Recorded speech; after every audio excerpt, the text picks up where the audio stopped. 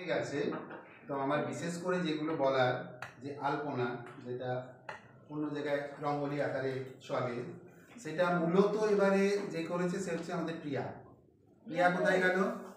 প্রিয়া আমাদের প্রাক্তন স্টুডেন্ট, আমাদের বলার ওইতে কিন্তু পুরো কাজটা হয়েছে।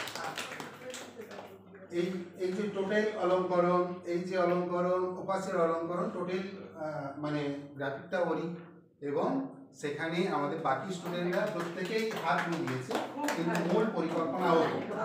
হ্যাঁ, আরেকটা রুমের কাজ চলছে ম্যাডাম, পাশে যে ছোট রুমটা আছে, আমরা ঠিক করেছি যে কোনো ছবি মানে কাগজে এঁকে আমরা ওটাকে সাজাবো না, ওটার কাজও করছে, দেয়ালে ছবি আঁকা হচ্ছে পুরো दीवार पे पूरा। এইটার পরে ম্যাডাম এটা একটু দেখবেন, उसमें काम अभी तक कंप्लीट नहीं हुआ, उसका काम चल रहा है।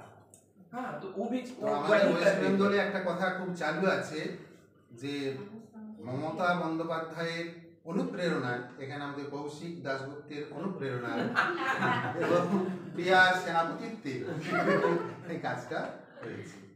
আমাদের দেয়াল পত্রিকা যেটি মহুল দীর্ঘদিন ধরে চলে আসছে, তাতে বিভিন্ন জন লেখা দিয়েছে, আজকে সেখানে সকলে উপস্থিত নেই। তো আমরা 13 জনের কবিতাকে এখানে স্থান দিতে পেরেছি। তার মধ্যে অনেকজন পিএইচডি স্কলারও রয়েছে, বর্তমান স্টুডেন্ট রয়েছে। তাদের নামগুলো একটু বলে দিই। প্রথম নাম হচ্ছে তমাল বন্দ্যোপাধ্যায়, যে লিখেছে নক্ষত্র ও উল্কার গল্প।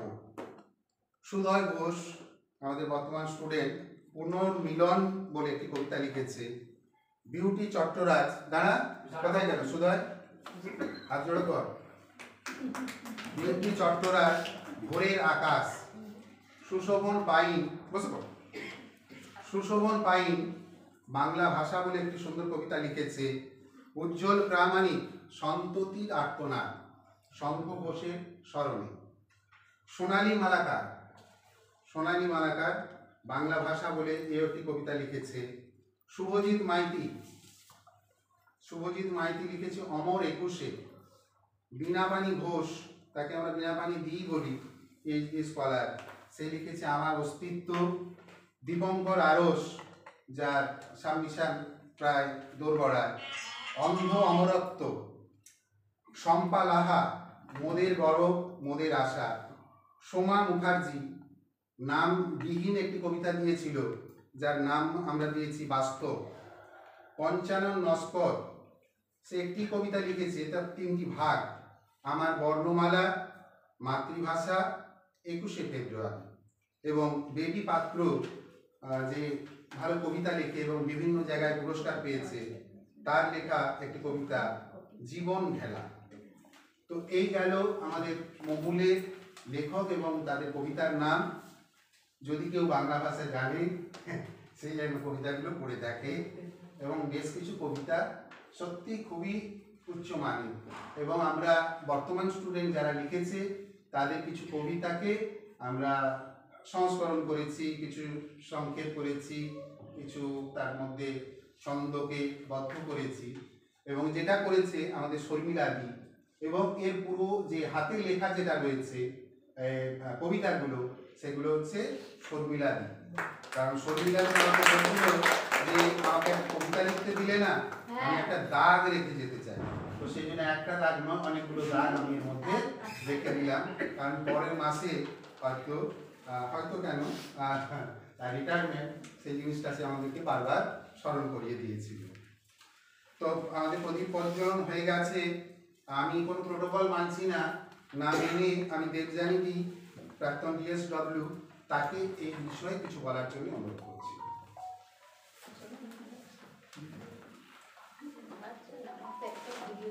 আর এই হ্যাঁ, ফটো ফটো ফটো মাঝে মধ্যে কিন্তু আমাকে ছেড়ে এই দিদির ফটো তুলবে, কারণ দিদির ফটো আছে।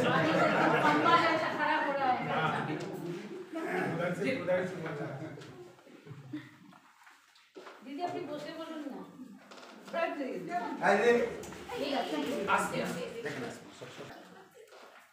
सभागार में उपस्थित संकायध्यक्ष छात्र कल्याण डॉक्टर पुष्पा कुमारी, संकायध्यक्ष मानविकी डॉक्टर रीता शर्मा, सभी शिक्षक शिक्षिकाएं, मेरे प्यारे छात्र छात्राएं, मीडिया बंधुओं तथा शिक्षकेतर कर्मचारी, अंतर्राष्ट्रीय मातृभाषा दिवस के पालन के अवसर पर आज इस सभागार में सबको सादर अभिनंदन।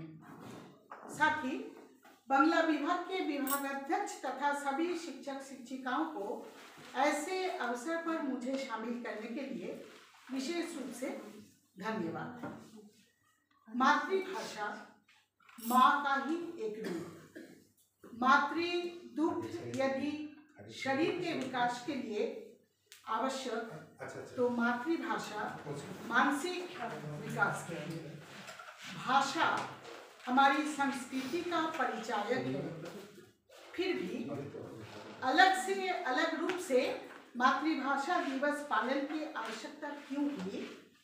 बांग्ला भाषा आंदोलन के शहीदों के प्रति सम्मान स्वरूप पहले भाषा दिवस और बाद में यूनेस्को द्वारा स्वीकृत अंतर्राष्ट्रीय मातृभाषा दिवस का पालन कैसे होने लगा, इस संबंध में हम लोग को मानस जी और कौशिक जी बताएं।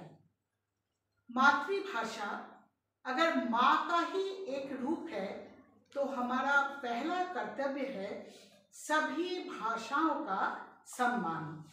मैं सभी भाषाओं को नमन करती हूँ। ढाका और सिलचर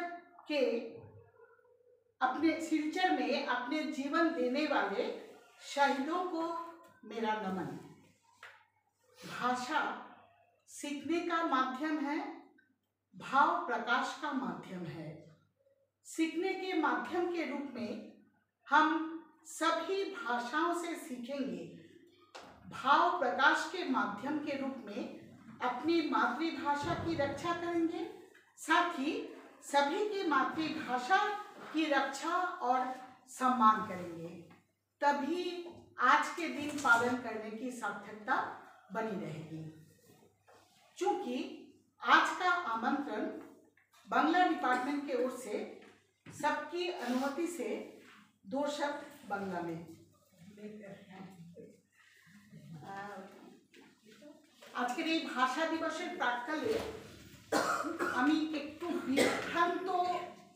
বিভ্রান্তির সম্মুখীন হয়েছি।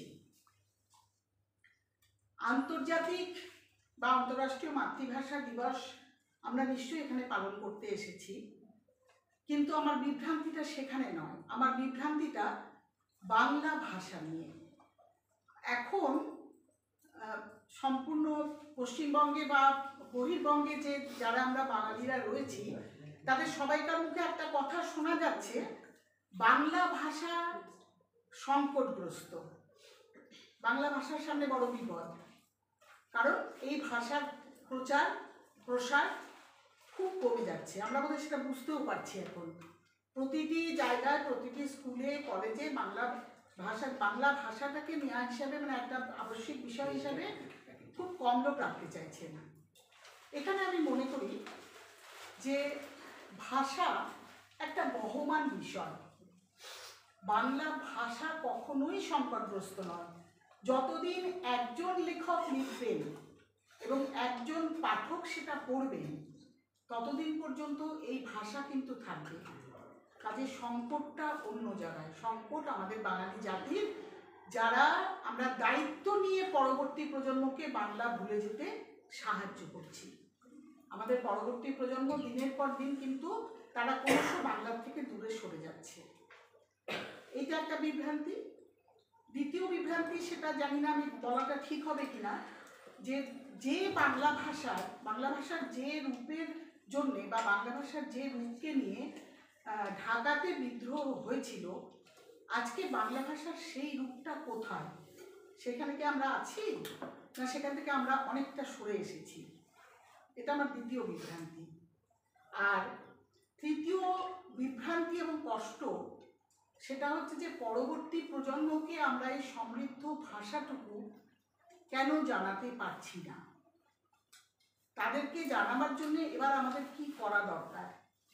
তাই আমার মনে হচ্ছে যে আজকে এই আন্তর্জাতিক মাতৃভাষা দিবস পালনের সাথে সাথে আরেকটা দিন বোধহয় আমাদের বাঙালিদের জন্য প্রয়োজন, বা যারা বাংলা ভাষীদের জন্য প্রয়োজন। আমি বলবো যে এই বাংলা ভাষা রক্ষার একটা দিন, এবং আগামীতে আমি বোধহয় সেই দিনটার অপেক্ষায় থাকবো। নমস্কার।